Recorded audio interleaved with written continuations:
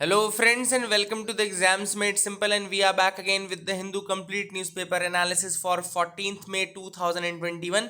तो 14 मई 2021 का the Hindu newspaper analysis देखेंगे. शुरू करने से पहले those who want to join the UPSC prelims revision series they can join from the links given in the description and comment section below.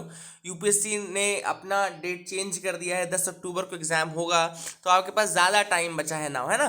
और most probably जो paper होता है वो सेट हो जाता है by this time. The papers are already set, तो we don't think कि for surety we will definitely be covering the current affairs till August September. But what I hope is that ki the papers are already set before this time. They don't wait for the last moment to prepare the papers. तो इसमें अपने को ज़्यादा issue load लेने की जरूरत नहीं है ना. आपको मेन क्या काम करना है कि आप अपनी जो जितना भी आपने प्रिपेयर किया उसको रिवाइज करते रहना. Keep revising the things that you have prepared till now, है ना. ये सारी चीज़ें आपको करने की ज़रूरत है. So those who want to join the UPSC prelims revision series, जो हमारी रिवीजन सीरीज है, अगर आप ज्वाइन करना चाहते हैं तो नीचे डिस्क्रिप्शन कमेंट में लिंक है, आप वहां से ज्वाइन कर सकते हैं. अगर आपको वीडियो पसंद आती है तो please do like the video from your side also, है ना. अगर आपको पसंद आती है तो आप लाइक भी कर सकते हैं. Let's start with the questions first. आज के सवालों के साथ स्टार्ट करते हैं. पहला सवाल है, Washington consensus sometimes seen in news recently is what. Washington consensus क्या है? अब इसके ऑप्शंस हैं: A, regulations over foreign direct investment; B, trade balancing requirements of developing countries; C, free market economic ideas; या D, none of the above. तो this is question number 1. I will tell you the answer right now. मैं आपको answer बता दूंगा, but what I want is that कि आप इसको pause करके एक बार अटेम्प्ट अपनी तरफ से जरूर करिएगा, है ना. आप अपनी तरफ से अटेम्प्ट करके अपने आंसर्स मुझे बताइएगा कमेंट सेक्शन में कि क्या आपने किए थे. सो इसका जो पहले सवाल का आंसर है उसका आंसर है C, free market economic ideas. ठीक है ना. वॉशिंगटन कंसेंसस जो है it refers to a set of free market economic policies. Free market economic policies बताता है supported by the prominent financial institution such as the IMF, World Bank and the US Treasury. तो IMF, World Bank, US Treasury तीनों ने इसको good go किया है. ठीक है ना. एंड वॉशिंगटन कंसेंसस जो है, एक ब्रिटिश इकोनॉमिस्ट थे John Williamson.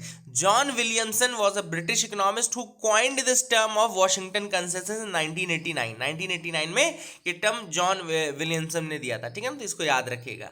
Second question is, zombie firms sometimes in news implies to. तो ज़ॉम्बी फर्म्स न्यूज में थे, इनफैक्ट इस बार के इकोनॉमिक सर्वे में भी थे. आपको बताना है.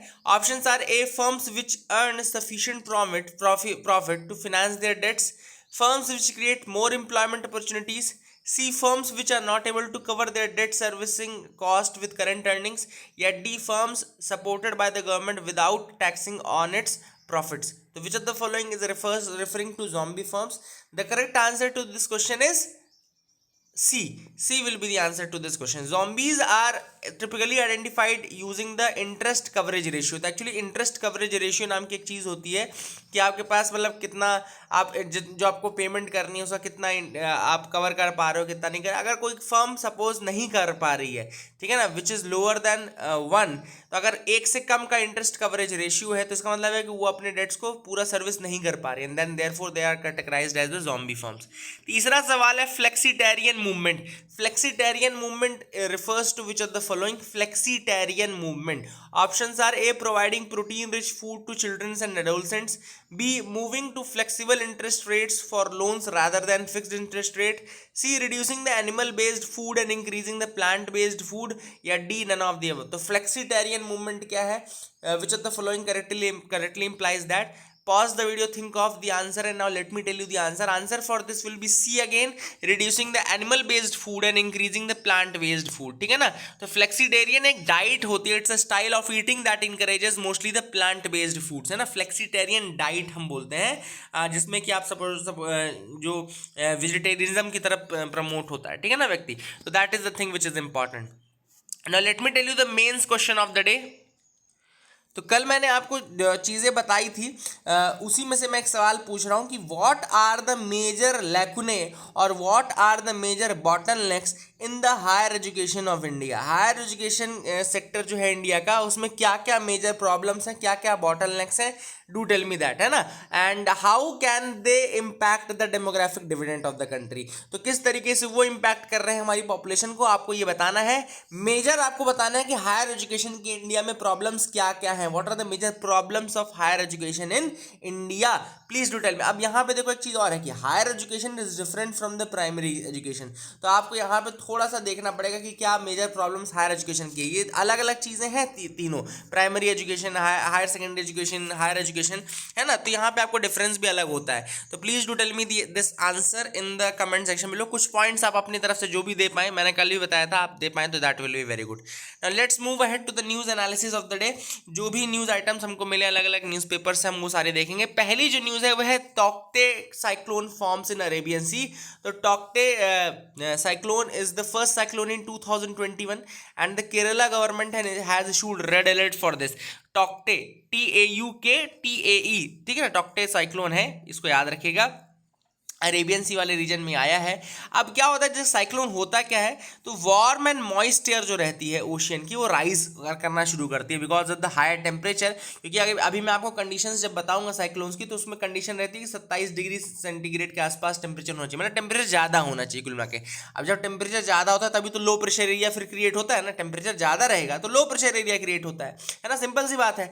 तो फिर वहाँ से जब एयर मॉइस्ट होती है, एयर वार्म हो जाती है, तो स्टार्ट्स राइजिंग अप, ये स्टार्ट करती क्या, राइज अप होना, ऊपर उड़ना। And as more and more air rises up, it leaves less air, है ना, नीचे स्पेस क्रिएट करेगा and this creates an area of low pressure, नीचे लो प्रेशर एरिया क्रिएट होगा। The pressure around this area is high. अब केवल ये उसी रीजन में लो प्रेशर रहेगा जहां पर ये टेम्परेचर एक्ट कर रहा है ना, लेकिन सराउंडिंग एरियाज में तो हाई प्रेशर एरिया रहेगा, है ना, हाई प्रेशर रहेगा।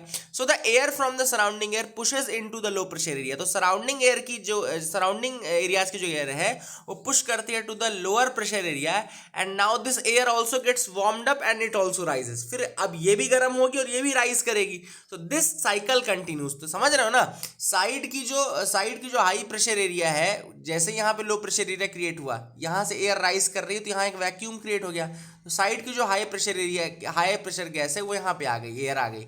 अब जैसे यहाँ पे एयर आई तो ये और राइज की, तो इसको और फोर्स मिला, तो ये जो राइजिंग अप है ये और ज्यादा साइकिल की तरह कंटिन्यू कर जाता है, ठीक है ना। And as the warm air rises up it cools and condenses into the clouds. ऊपर जब ये जाएगी, कूल होगी तो क्लाउड्स बनाएगी, एंड यही विंड और क्लाउड्स का जो सिस्टम है ये एड होता है by the oceans heat and evaporating water, ठीक है ना, तो इसको याद रखिएगा। एंड ये जब सिस्टम मूव करने लगता है तो बीच का जो रीजन है लो प्रेशर का, वो आई कहलाता है, that is eye region, eye of the storm. और आई रीजन की क्वालिटी क्या है कि वो क्लियर एंड काम रहता है, याद रखेगा ये चीज है, बिल्कुल इंपॉर्टेंट है, क्लियर एंड काम। This is the characteristic of the I. Side में रेन होती है, अगल बगल रेन होती है, लेकिन जो आई ऑफ द स्टॉर्म है दैट इज क्लियर एंड काम, ठीक है ना। So that is the thing which is important. And यहाँ पे ये भी याद रखना है आपको कि अलग अलग जगहों पे ट्रॉपिकल साइक्लोन्स को अलग अलग कहते हैं। फॉर एग्जांपल ऑस्ट्रेलिया में उनको विली विलीज बोलते हैं, विली विली कहते हैं, ठीक है ना। टाइफून्स बोलते हैं, हरिकेन बोलते हैं, जो अमेरिका रीजन है, अमेरिका वाले पार्ट में कैलिफोर्निया में इसको हरिकेन बोलते हैं। जापान में इसको टाइफून बोलते हैं, जापान में इसको क्या बोलते हैं, टाइफून बोलते हैं। Now what are the conditions responsible for the tropical cyclones, what are the conditions responsible for that. तो conditions are, first is presence of sea surface temperature that should be 27 degree centigrade. Sea surface जो temperature है वो 27 degree के आसपास होना चाहिए। Coriolis force present होना चाहिए, कोरियोलिस फोर्स प्रेजेंट होना चाहिए। इसीलिए देखोगे अगर इक्वेटर पे देखोगे ना, तो इक्वेटर पे बहुत कम ट्रॉपिकल साइक्लोन्स बनते हैं। क्यों? क्योंकि वहां पे नियर जीरो कोरियोलिस फोर्स होता है, कोरियोलिस फोर्स बहुत कम होता है ना, for that reason. Third is differences in vertical wind speed, there should be a difference in the vertical wind speed, मतलब कि एक वर्टिकल विंड स्पीड में ग्रेडियंट होना चाहिए। देन अपर डाइवर्जेंस होना चाहिए, अपर डाइवर्जेंस होना चाहिए। एंड जैसे आप इस तरह से एयर जाएगी ना, देन लो प्रेशर एरिया जो आई है वो तो लो प्रेशर एरिया है, लो प्रेशर एरिया तो होना ही चाहिए। ओशियन हीट पोटेंशियल होना चाहिए, एंड ओशियन हीट तो ऑब्वियस सी बात है, टेम्परेचर ज़्यादा होना चाहिए, सी सरफेस टेम्परेचर ज़्यादा होना चाहिए, तभी ये लो प्रेशर एरिया काम करेगा, ठीक है ना। इसको याद रखिएगा। अगला जो न्यूज़ है वो है विटले अवार्ड्स 2021। तो विटली अवार्ड्स क्या है?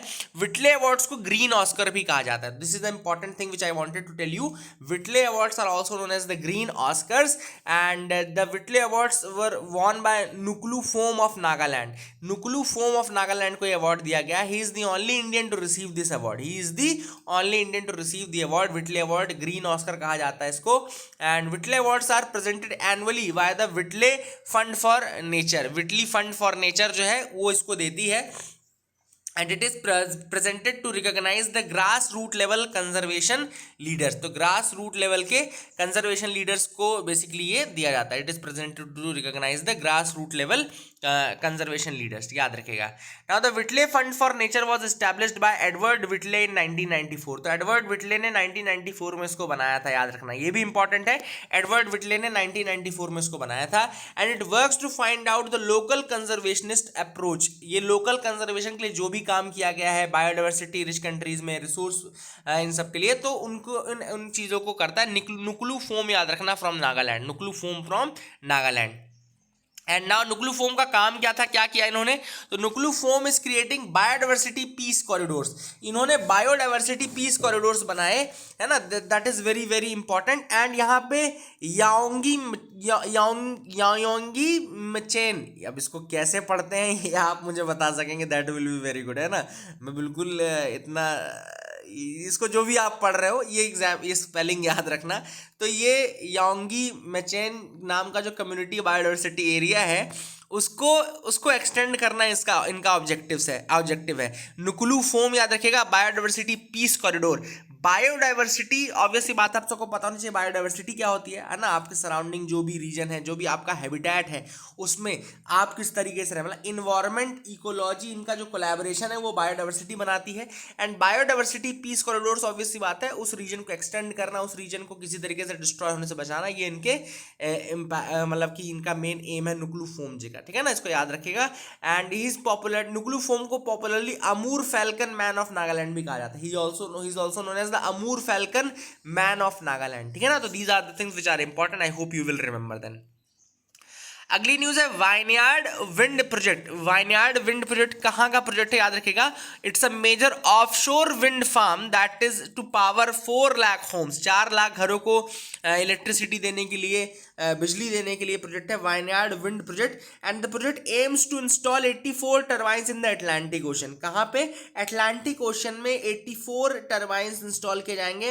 And it is to be set up 12 nautical miles off the coast of Martha's vineyard. तो माथाज वाइनयार्ड के 12 नॉटिकल माइल पे इसको स्टैब्लिश किया जाएगा, ठीक है ना। Wind energy obviously renewable form of energy है, दैट इज वेरी इंपॉर्टेंट, है ना। एंड ये इसमें क्या किया जाएगा, इसमें आपका 84 टर्बाइंस लगभग कहाँ पे लगाए जाएंगे, इन द अटलांटिक ओशन, ठीक है, इसको याद रखिएगा। अब आपको ये जो ये लिखा है ना मार्थाज वाइनयार्ड, तो ये मार्थाज वाइनयार्ड जो है ये कहाँ पर है, ये एक्चुअली में आपका अटलांटिक ओशन में ही है। And it's a Massachusetts island भी कहा जाता है, इट्स अ मैसाचुसेट्स आइलैंड, है ना, इसको याद रखिएगा, that is very very important. मार्थाज island बोलते हैं इसको, ठीक है ना, that is the thing which is important, इसको याद रखिएगा। मार्थाज वाइनयार्ड आइलैंड इन मैसाचुसेट्स में है ये वाइनयार्ड, याद रखिएगा, ठीक है। This is the thing which you can remember, I hope you will remember that, ठीक है। So that was from the news from here, I hope you understood the news items. Now let's move to the editorials of the day. तो editorials of the day की तरफ move करते हैं। पहला जो article हम देख रहे हैं ये है the crime of enforced disappearance must and. अब यहाँ पर जो ऑथर ने, ये नया टॉपिक है इसलिए मैं सोचा कि आपको बता दूं।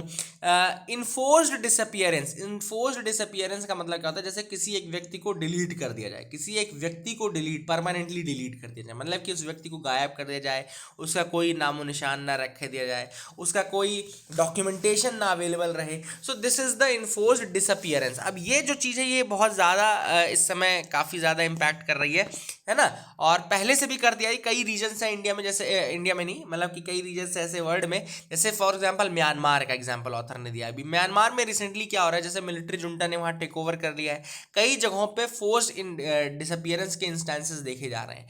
दूसरा जो एग्जाम्पल ऑथर ने दिया है वो दिया है उइघुर का। उइघुर कम्युनिटी जो है they are the minority community, ethnicity के बेसिस पे वो माइनॉरिटी है in the China Xinjiang province, China का जो जिनजियांग प्रोविंस रीजन है वहाँ पे उइघुर ऑटोनॉमस रीजन है। एंड वहाँ से कई फोर्स्ड डिसअपियरेंस देखने को मिले हैं, उइघुर्स के कई सारे फोर्स्ड डिसअपियरेंस देखने को मिले हैं, ठीक है ना। एंड कई जगहों पे ये जो फोर्स्ड डिसअपियरेंस हैं ये they are taken in the name of counter terrorism measures, ठीक है ना। तो कई जगहों पर ये यहाँ पे लिखा भी हुआ है, it is disheartening to point out that enforced disappearance are being committed in the name of counter terrorism measures. तो काउंटर टेररिज्म मेजर्स के नाम पे कई जगहों पर ये फोर्स्ड डिसअपियरेंस किए जा रहे हैं, ठीक है ना। That is the thing and these numbers are increasing in Pakistan, Bangladesh, Myanmar हमने देख लिया, चाइना हमने देख लिया, उइघुर प्रोविंस। तो दीज आर द कंट्रीज जहाँ पे काफ़ी ज़्यादा इंस्टेंसेस ऐसे देखे गए हैं फोर्स्ड डिसअपियरेंस के। नाउ ऑथर ने एक और एग्जांपल दिया, dirty wars in Argentina. Argentina का भी एग्जांपल दिया जहां पे dirty wars, famous dirty wars are there, dirty wars in Argentina 1970s 80s के टाइम पे था, 1970s 80s के टाइम पे, जहां पे अर्जेंटीना की मिलिट्री ने लगभग 30,000 से ज़्यादा लोगों को, उसके खुद के ही सिटीजन्स को डिसअपियर करवाया था, ठीक है ना। Dirty wars in Argentina, dirty wars in Argentina, इसको याद रखिएगा। अब यहाँ पे to fight against this gross injustice, ये क्या किया गया है, इस इन्फोर्स्ड डिसअपियरेंस से बचने के लिए क्या किया गया है। So what is happening is that there is the United Nation Commission on Human Rights, आप सबको पता होगा ये, है ना। United Nation Commission on Human Rights है ही, इसने इस्टेब्लिश किया है वर्किंग ग्रुप इन 1980 में एक वर्किंग ग्रुप बनाया गया था इसके द्वारा, 1980 में एक वर्किंग ग्रुप बनाया गया था as the first special procedure mechanism of the United Nation Commission on Human Rights, ठीक है ना। तो एक वर्किंग ग्रुप बनाया गया था as the first special procedure mechanism of the United Nation Commission on Human Rights, ठीक है। तो इसने बनाया था। तो अब होता क्या, देखो फोर्स्ड डिसअपियरेंस में क्या क्या चीजें हो रही हैं। फोर्स्ड डिसअपियरेंस में सबसे पहली जो चीज हो रही है वो है deprivation of liberty. The deprivation of liberty is the first single important thing जो कि वहां पे हो रही है ना। ऑब्वियस सी बात है, जो व्यक्ति डिसअपियर किया जा रहा है उसका right to life, right to liberty, ये सारी चीजें उससे छीनी जा रही हैं, ठीक है। अगली जो दूसरी चीज है वह है there are grounds for seeking government responsibility for the act including of officials of different branches और लेवल्स ऑफ द गवर्नमेंट और बाय ऑर्गेनाइज्ड ग्रुप्स और प्राइवेट इंडिविजुअल्स। अब यहाँ पे बेसिकली क्या है, कई बार गवर्नमेंट रिस्पॉन्सिबल है, तो गवर्नमेंट जब रिस्पॉन्सिबल खुद ही है तो गवर्नमेंट से आप बोलेंगे कैसे, है ना। गवर्नमेंट से किस तरीके से बोलेंगे कि आप इस तरीके से जो हुआ है ना, डिसअपियरेंस हुआ है। तो दैट इज यहाँ पे कई बार गवर्नमेंट की भी हेल्प नहीं मिल पाती है। तीसरा जो इशू है वो ये है, it is an act typically occurs in the context of a state's continuous refusal to take relevant action including refusal to disclose the fate or whereabouts of the persons concerned or refusal to acknowledge the deprivation of their liberty. States जो है, देखो ये नहीं है कि disappearance हो रहा है, बुरा ये है कि स्टेट जो है वो रिस्पॉन्सिबिलिटी नहीं लेता, स्टेट आपको इन्फॉर्मेशन नहीं देता है उसकी उस व्यक्ति के साथ किया क्या गया है, and they do not even acknowledge that there has been a deprivation of liberty, they do not even acknowledge that there has been a deprivation of liberty, इसको याद रखिएगा। अब रेमेडियल मेजर्स भी ऑथर ने यहाँ पे कुछ बताए, जैसे कि there is a declaration on protection of all persons from enforced disappearance 1992, there was a declaration on protection of all persons from enforced disappearance in 1992, ठीक है ना। तो जो वर्किंग ग्रुप है वो असिस्ट करता है इस चीज में, फैमिलीज को, जो डिसअपियर्ड पर्सन की फैमिलीज उनको असिस्ट करने का काम करता है ना, स्टेट्स को मॉनिटर करता है।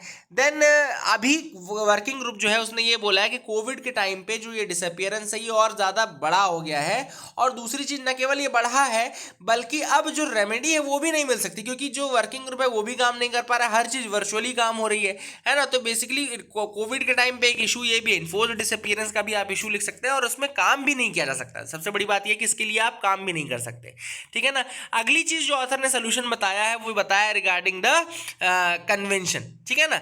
अब क्या था कि इन्फोर्स्ड डिसअपियरेंस से लोगों को बचाने के लिए एक इंटरनेशनल कन्वेंशन है for the protection of all persons from enforced disappearance 2006 में आया था। International convention for the protection of all persons from enforced disappearance 2006 में ही आया था इंटरनेशनल कन्वेंशन, एंड ये इफेक्टिव हुआ था 2010 से, 2010 से फिर ये इफेक्टिव हुआ था। लेकिन जो नंबर ऑफ पार्टिसिपेटिंग कंट्रीज हैं वो अभी भी कम है। केवल 5 से 6 ऐसी कंट्रीज हैं, मुझे लगता है 4 ईस्ट एशियन कंट्रीज हैं जिसने कि इसको रेटिफाई किया है। Cambodia, Japan, Mongolia, Sri Lanka, they have ratified it. Cambodia, Japan, Mongolia and Sri Lanka have ratified it. और बहुत कंट्रीज है जिन्होंने नहीं किया है। तो ऑथर ने यहाँ पे बोला है कि जल्द से जल्द इस कन्वेंशन को रेटिफाई करने की ज़रूरत है। 2010 में ये फोर्स में आ गया था and that has to be done. At least आपकी तरफ से एक अर्जेंसनेस दिखनी चाहिए, आपके तरफ से एक अर्जेंसी दिखनी चाहिए कि हाँ you are also there and you also want this enforced disappearance things to stop, ठीक है ना। So that is the thing. आगे मूव करते हैं। यहाँ पे दूसरा आर्टिकल जो है वो है रिफॉर्मिंग द मेडिकल एजुकेशन। अब यहाँ पे ऑथर ने कहा है कि जो मेडिकल एजुकेशन की अप्रोच है वो बहुत ज़्यादा एक कॉरपोरेट वाली अप्रोच है, कॉरपोरेट अप्रोच है। फॉर एग्जांपल अभी नीति आयोग ने एक प्लान बताया था जिसमें नीति आयोग ने ये बोला कि जितने भी पब्लिक हॉस्पिटल्स हैं उनकी जो जगह है, देखो यहाँ पे लिखा था there was a Niti Aayog proposal of allowing private entities to take over the district hospitals for converting them into teaching hospitals. अब देखो यहाँ पे ये एक सजेशन दिया गया था नीति आयोग द्वारा। देखो इशू क्या है इंडिया में, इशू है वर्कफोर्स की कमी। There is a dire shortage of workforce, that is very very right. बहुत ज़्यादा सही है कि हमारे यहाँ नर्सेस की भी कमी है, हमारे यहाँ डॉक्टर्स की भी कमी है, हमारे यहाँ कंपाउंडर्स की भी कमी है ना। और जो बाकी जो डॉक्टर्स हैं, जो डॉक्टर्स आ रहे हैं वो रशिया से आ रहे हैं, है ना, रशिया से आ रहे हैं। रशियन डॉक्टर्स में खासियत ये कि उनको इंडिया में जब एडमिशन नहीं मिलता then they go to Russia and then they take admission there and वहाँ से फिर वो आते हैं पढ़ लिख के। तो ये काफ़ी बड़ा इशू है जो कि जिसको कि मतलब इंडिया में तो माना भी नहीं जाता उनको डॉक्टर, इसलिए क्योंकि उनको फिर इंडिया के टेस्ट को क्लियर करना ज़रूरी है, otherwise they will not be able to do that in public, है ना। एंड ये इशू है इंडिया में वर्कफोर्स की कमी का। अब देखो यहाँ पे होता क्या है कि वर्कफोर्स की कमी को दूर करने के लिए नीति आयोग ने ये तो कह दिया कि आप डिस्ट्रिक्ट हॉस्पिटल्स की जगह पर अपने प्राइवेट ये एंटिटीज़ बना लो, ये बना लो, लेकिन इससे कॉर्पोरेटाइजेशन और ज़्यादा बढ़ेगा। जो प्राइवेट एंटिटीज़ हैं उनका सिर्फ एकमात्र मकसद रहता है हमेशा अपने प्रॉफिट को मैक्सिमाइज करना। There is only one thing that is profit maximisation. दूसरा जो इशू है ये होता है कि private entities they charge a lot of fees. जो कॉलेज फीस है वो that is very high in the private institutions. तो ऐसे में अगर बच्चा सपोज पढ़ता है तो उसका जो पास आउट होने के बाद उसका एम रहता है वो ये रहता है कि जितना पढ़ाई में खर्चा किया है पहले तो वो वापस लाना है। तो they always try to aim to get their maximum benefit. और मैक्सिमम बेनिफिट जो होता है वो सिटीज़ में और बिल्कुल टियर 1 सिटीज़ में मिलेगा। इसलिए वो they do not want to go and serve into the rural areas, they do not want to serve into the rural areas. Rather आप गवर्नमेंट कॉलेजेस में ये सब मैंडेटरी भी कर सकते हो ना कि आप पहले 2 साल 3 साल आपको रूरल पोस्टिंग देनी पड़ेगी। बट प्राइवेट इंस्टीट्यूशन से बनने वाले डॉक्टर्स को आप किस तरह से बोलोगे कि नहीं आप भी जाओ, है ना। तो ये काफ़ी इश्यूज है, these are the issues which are going on. और ऐसे में ऑथर ने वही कहा है कि जो एजुकेशन है उसको सही करने की ज़रूरत है ना। अगर आप इस तरीके से मार्केट अप्रोच रखोगे, है ना, मार्केट अप्रोच से काम नहीं बनने वाला। That is not going to solve this problem. Market approach से काम नहीं बनेगा। ये जो हेल्थ है वो पब्लिक गुड है, मेडिकल एजुकेशन भी एक पब्लिक गुड है, it's a public good and its purpose is to improve the population health and decrease the disease burden. इसका एम पॉपुलेशन हेल्थ को इंक्रीज करना है और बर्डन को डिक्रीज करना है, एंड ठीक है ना। और हमको अब ये पैंडेमिक में ये अपॉर्चुनिटी मिली है कि हम इस मेडिकल एजुकेशन को फिर से दोबारा देखें और सब्सटैंशियल हमको इन्वेस्टमेंट करना चाहिए in the public medical education. Public medical education, government colleges की संख्या बढ़ाओ, डॉक्टर्स की संख्या बढ़ाओ, फैकल्टीज की संख्या बढ़ाओ। So these are the things which have been mentioned by the author in this article. Now let's move ahead to different news items of मतलब जो भी और दूसरी बची हुई न्यूज आइटम्स हैं उनको हम देख लेते हैं एक बार। Okay, so let's move ahead. आज शायद मैंने मैप ऑफ द डे आपको नहीं बताया ना। I will tell you the map of the day tomorrow. Okay, I will tell you the map of the day tomorrow. आज मैप ऑफ द डे की चलो छुट्टी कर देते हैं, कोई दिक्कत नहीं है। अगली न्यूज़ बहुत इंपॉर्टेंट है। OCI stung by home ministry's notification. अभी रिसेंटली होम मिनिस्ट्री ने एक नोटिफिकेशन दिया था जिसमें उन्होंने ये कहा था कि जितने भी OCI यानी कि ओवरसीज सिटीजन्स ऑफ इंडिया हैं उनको क्या करना है, मिनिस्ट्री को नोटिफाई करना है about their activities in India, ठीक है ना। तो उनको जो वो काम कर रहे हैं इंडिया में उसके रिगार्डिंग उनको इन्फॉर्म करना है। इसके लिए उन्होंने रूल ये बना दिया है होम मिनिस्ट्री ने कि आप जाओ FRRO यानी कि फॉरेन रीजनल रजिस्ट्रेशन ऑफिस में आप जाओ, फॉरेनर्स रीजनल रजिस्ट्रेशन ऑफिस में, है ना, और इस यहाँ पे ईमेल भेज करके जब तक पोर्टल नहीं बन जाता, एक पोर्टल बनाने की बात भी उन्होंने कही कि जहाँ पर आप अपनी डिटेल्स दोगे, लेकिन जब तक पोर्टल नहीं बन जाता है तब तक आप क्या करो, FRRO को मेल करके बता दो कि हम क्या एक्टिविटीज इंडिया में कर रहे हैं, ठीक है ना। अब OCI क्या होता है, they are of Indian origin but hold foreign passport, ऐसे इंडियन ओरिजिन के लोग जो फॉरेन पासपोर्ट पे हैं, ठीक है ना, वो जो है बेसिकली OCI कहलाते हैं। मैं थोड़ा सा आपको डिटेल दे देता हूँ जो यहाँ पे, वेट ऑफ सेकेंड, देखो हुआ क्या कि 2005 में OCI नाम की कैटेगरी बनाई गई, ओवरसीज सिटीजन ऑफ इंडिया की कैटेगरी 2005 में बनाई गई थी गवर्नमेंट द्वारा। उसके बाद दो कैटेगरी चल रही थी, एक PIO चल रही थी, पर्सन ऑफ इंडियन ओरिजिन, और दूसरी चल रही थी OCI। 2015 में दोनों कैटेगरीज को मर्ज कर दिया गया, ठीक है ना। अब गवर्नमेंट ऑफ इंडिया क्या बोलती है कि OCI is a person who was citizen of India on or after 26 जनवरी 1950, है ना। उससे एक ऐसा व्यक्ति है जो कि सिटीजन ऑफ इंडिया था ऑन और आफ्टर जनवरी 26 1950, है ना। दूसरी बात, he was eligible to become a citizen of India on that date, यानी कि 26 जनवरी 1950 को वो सिटीजन बनने लायक रहे, कंडीशंस फुलफिल करे, और who is a child or grandchild of such person among other eligibility criterias, ठीक है ना। तो these are the persons who are OCI। अब नहीं है, लेकिन अब वो फॉरेन पासपोर्ट कर रहे हैं, लेकिन 26 जनवरी 1950 की डेट इंपॉर्टेंट है। 7A सेक्शन है OCI कार्ड रूल्स का, an applicant is not eligible for OCI card. OCI card उनको नहीं मिलेगा जिनके parents or grandparents have been citizen of Pakistan or Bangladesh, ठीक है ना। ये कंडीशन और है, निगलेक्ट क्लॉज भी है कि इसमें अगर आप पाकिस्तान या बांग्लादेश के आपके पेरेंट्स या ग्रैंड पेरेंट्स रहे हैं सिटीजन, तो आपको OCI कार्ड नहीं दिया जाएगा, ठीक है ना।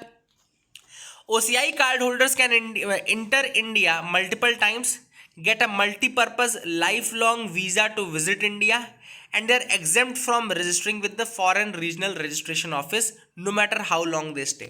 मतलब क्या होता था पहले, PIO जैसे 180 दिन से ज़्यादा अगर रहेंगे तो उनको बार बार 180 दिन की सूचना देनी पड़ती थी, रजिस्टर करना पड़ता था टू द FRRO। लेकिन OCI कार्ड होल्डर्स में सिचुएशन नहीं थी, वो कितना भी ज़्यादा लंबा रुकना चाहें वो रुक सकते हैं विदाउट इन्फॉर्मिंग द FRRO, ठीक है ना।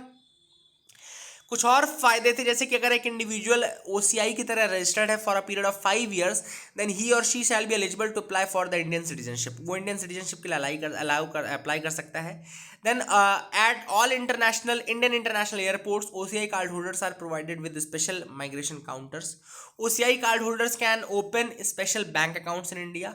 दे can buy non farm property भी खरीद सकते हैं, and they can exercise ownership rights and can also apply for a driving licence and PAN card.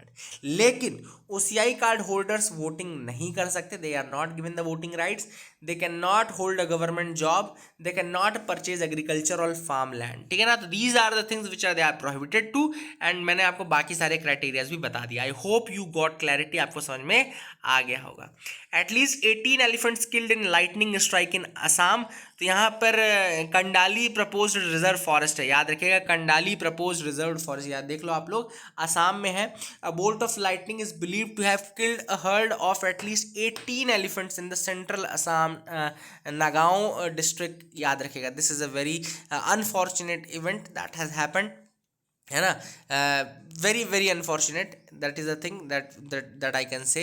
And Kandali propose reserve forest, याद रखेगा, कंडाली एरिया कहाँ पर है, असम में है। 18 elephants have died there because of the lightning strike, so that is the thing which you can remember. आगे move कर सकते हैं, देखते हैं और क्या इंपॉर्टेंट न्यूज आइटम है। Centre's supreme court affidavit jars with the TRIPS stand. अब यहाँ पे देखो, सुप्रीम कोर्ट ने बोला था कि जल्दी से जल्दी आप क्या करो, आप कोविड-19 जो ड्रग्स हैं, कोविड-19 जो वैक्सीन है, उनको कंपलसरी लाइसेंसिंग के अंदर रखो। कंपलसरी लाइसेंसिंग क्या होता है मैं थोड़ा सा आपको बता दूं। ट्रिप्स एग्रीमेंट के अंदर article 30 and 31 deal with the exceptions to the right of patent owners by allowing grant of compulsory licences. तो एक्सेप्शन प्रोवाइड करते हैं टू द पेटेंट ओनर्स, मतलब आपके पेटेंट के लॉस वहाँ पे फिर लागू नहीं पड़ते हैं, है ना। एंड कंट्रीज़ को फिर ब्रीदिंग स्पेस बन जाता है कि कंपलसरी लाइसेंसिंग वो लगा सकते हैं, देन वो उसका जेनरिक वर्जन जो है अपनी कंट्री में प्रोड्यूस कर सकते हैं। सेम 2000 दूसरा एक दोहा डिक्लेरेशन है 2001 का, जो कहता है TRIPS should be interpreted in a, Doha declaration जो कहता है TRIPS should be interpreted in a manner supportive to the rights of members to protect public health and to promote access to medicine, ठीक है ना। दोहा declaration भी यही कहता है। देन पैरा 5 भी कहता है provide the freedom to each member to grant compulsory licence and determine the grounds on which the licence are granted, ठीक है ना। ठीक है, तो ये सारी चीजें हैं। और 5C बोलता है कि नेशन डिटरमाइन करेगा कि नेशनल इमरजेंसी या एक्सट्रीम इमरजेंसी है या नहीं है। अब देखो यहाँ पर सेंटर ने क्या बोला है, सेंटर ने बोला कि देखो अगर हम पेटेंट्स एक्ट 1970 का यूज़ करके या फिर इनको कंपल्सरी लाइसेंसिंग में दे देंगे तो ये काउंटर प्रोडक्टिव होगा। This is what the centre is saying. Centre ने कहा है कि भैया इसको कंपल्सरी लाइसेंसिंग के अंदर अभी मत डालो, we are already under talk with different countries, हम उनसे वैक्सीन लेने की जुगाड़ कर रहे हैं और आप लोग क्या बोल रहे हैं कंपल्सरी लाइसेंसिंग कर दो, फिर उसको प्रोड्यूस कौन करेगा। सेंटर का ये कहना है कुल मिलाकर के कि वो तो देखो प्रोड्यूस कर नहीं सकते, अभी जेनरिक वर्जन बनने में टाइम लगेगा, तो कंपल्सरी लाइसेंसिंग करने का कोई फायदा नहीं है, जबकि दूसरी कंट्रीज यहाँ फिर चढ़ जाएंगी और फिर वो उनको प्रोवाइड नहीं करेंगे कि ठीक है आप तो कंपल्सरी लाइसेंसिंग करके दे रहे हो तो हम काय को आपको प्रोवाइड करें, ठीक है ना। So that is the thing which the Indian government is saying that we should not rush for Patents Act 1970। याद रखिएगा एक्ट कौन सा है, पेटेंट्स एक्ट 1970 का एक्ट है, तो इसको याद रखिएगा जरूर। तमिल्स वॉर मेमोरियल इन मुल्लाई तीवू फाउंड वैंडलाइज, तो श्रीलंका में एक जगह है मुल्लाई तीवू जहाँ पर कि तमिल वॉर मेमोरियल जो सिविल वॉर हुआ था 2009 तक जो चला था, तो उस सिविल वॉर का बेसिकली कहना जो उसको रिमेंबर करने के लिए, तमिलियंस को रिमेंबर करने के लिए वहाँ पे एक मेमोरियल बनाया गया था मुल्लाई तीवू में, मुल्लाई वाइकल, याद रखेगा। दिस वाज द रीजन जहाँ पे लगभग 10,000 से ज़्यादा तमिल सिविलियंस की डेथ हुई थी, मुल्लाई वाइकल, याद रखेगा। एंड द गवर्नमेंट, जो श्रीलंकन गवर्नमेंट है उसको राणा वीरू यानी वॉर हीरोज डे के रूप में मनाती है। तो गवर्नमेंट जो श्रीलंका के उसको राणा वीरू यानी कि वॉर हीरोज डे के रूप में मनाती है। वहीं पे ये जो श्रीलंका है मतलब ये तमिलियंस हैं मई 18 को उसको तमिल रिमेम्बरेंस डे के रूप में मनाते हैं। तो उनका जो मेमोरियल था मुल्लाई तीवू में उसको वैंडलाइज कर दिया है एंड जो इसका आरोप लगाया गया है वो वहाँ की आर्मी के ऊपर लगाया गया। So that is it for the day friends, I hope you like our video, please do like and subscribe, keep loving us, keep sharing us, thank you and have a nice day.